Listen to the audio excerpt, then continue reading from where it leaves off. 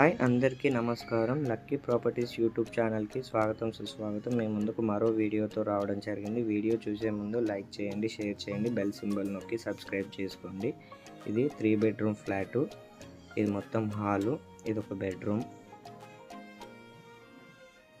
ఇది మొత్తం హాలు. ఇది కామన్ వాష్రూమ్. ఇది ఇంకొక బెడ్రూమ్. ఇలా అవుపడుతుంది ఇంకొక బెడ్రూమ్. మొత్తం 3 బెడ్రూమ్స్.